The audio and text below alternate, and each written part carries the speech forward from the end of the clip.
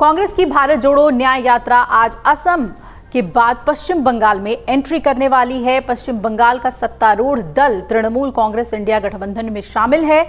आपको बता दें कि टीएमसी ने कल ही ये घोषणा कर दी थी कि उनकी पार्टी लोकसभा चुनाव अकेले अपने दम पर लड़ेगी। ममता ने यह ऐलान कर दिया था।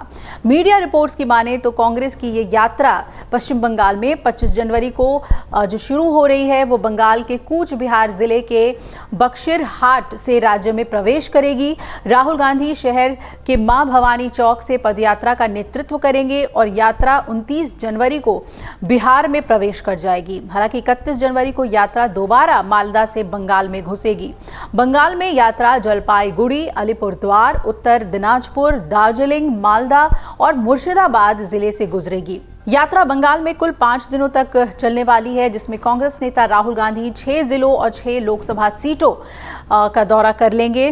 बंगाल के पूर्व कांग्रेस अध्यक्ष प्रदीप भट्टाचार्य का कहना है कि हमें उम्मीद है कि भारत जोड़ो न्याय यात्रा बंगाल कांग्रेस इकाई को एक नया जीवन देगी। यात्रा हमें न केवल संगठनात्मक रूप से पश्चिमी बल्कि चुनावी रूप से भी आगे बढ़ने में मदद करेगी और उम्मीद है कि इस यात्रा में सीपीएम और वामपंथी दलों के साथ साथ कांग्रेस के अन्य सहयोगी दल शामिल होंगे। टीएमसी का नाम नहीं लिया। हालांकि ममता बनर्जी ने यात्रा पर कहा कि शिष्टाचार के नाते क्या कांग्रेस ने मुझे बताया कि वो यात्रा के लिए बंगाल आ रहे हैं। ममता ने कहा कि मुझे तो इसकी जानकारी ही नहीं है। वहीं कांग्रेस के वरिष्ठ नेता दीपा दासमुंशी ने कहा कि मुझे ऐसा लगता है कि टीएमसी भाजपा की मदद करने की कोशिश कर रही है। एक दिन पहले ही ममता बनर्जी ने कहा था कि गठबंधन ने मेरा एक भी प्रस्ताव स्वीकार नहीं किया, ऐसे में हमारी पार्टी अकेले ही चुनाव लड़ेगी। उन्होंने कहा कि बंगाल में किसी भी पार्टी में तालमेल नहीं है। इतना ही नहीं, उन्होंने कहा कि शिष्टाचार के नाते भी कांग्रेस ने मुझे बताया नहीं कि राहुल गांधी की यात्रा बंगाल में कब पहुंच रही है, मुझे इसकी कोई जानकारी नहीं।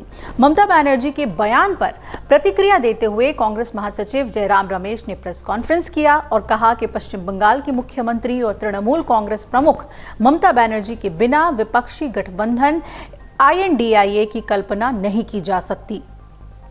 उन्होंने आगे कहा कि आपने ममता बनर्जी का पूरा बयान नहीं पढ़ा है। पूरा बयान है कि हम बीजेपी को हराना चाहते हैं और बीजेपी को हराने के लिए कोई कदम पीछे नहीं लेंगे। उसी भावना के साथ हम भारत जोड़ो न्याय यात्रा पश्चिम बंगाल में प्रवेश कर रहे हैं। ममता बनर्जी ने हाल ही में मुर्शिदाबाद में पार्टी नेताओं के साथ एक मीटिंग के दौरान इंडिया गठबंधन में उचित महत्व नहीं दिया जाता है ये कहा था और तब कहा था कि अगर नहीं हमें महत्व देंगे तो 42 सीटों पर चुनाव लड़ेंगे। उन्होंने कांग्रेस और लेफ्ट का नाम लिए बिना कहा था कि सीट शेयरिंग को लेकर कुछ दल मेरी बात ही नहीं सुन रहे। ममता बनर्जी ने इस बयान को लेकर राहुल गांधी ने सधी प्रतिक्रिया देते हुए कहा कि गठबंधन में ऐसे छोटे मोटे बयान चलते रहते हैं, लेकिन वही पश्चिम बंगाल कांग्रेस के अध्यक्ष अधीर रंजन चौधरी ने कहा था कि ममता बनर्जी को जो बोलना है बोलने दीजिए, हम अपना काम कर रहे हैं। टीएमसी की ओर से कांग्रेस के 2019 के लोकसभा चुनाव के प्रदर्शन की अगर बात करें तो उसे देखते हुए उसे केवल 2 सीट देने की ही टीएमसी ने कोशिश की थी, पेशकश की थी और इसे कांग्रेस ने ठुकराते हुए कहा था कि ये सीटें काफ़ी कम हैं, ऐसे में ये स्वीकार करना काफ़ी मुश्किल है। टीएमसी ने 2001 का विधानसभा चुनाव, 2009 का लोकसभा चुनाव और 2011 के विधानसभा चुनाव में कांग्रेस से गठबंधन किया था। दोनों ने 2011 के चुनाव में लेफ्ट की 34 साल पुरानी सरकार को सत्ता से बाहर कर दिया था, लेकिन इस बार गठबंधन में होते हुए भी सीट शेयरिंग पर अभी तक कोई ठोस नतीजा नहीं है और कल तो मुख्यमंत्री ने साफ कह दिया कि वो सभी सीटों पर अकेले चुनाव लड़ेंगे। अब देखना है कि राहुल गांधी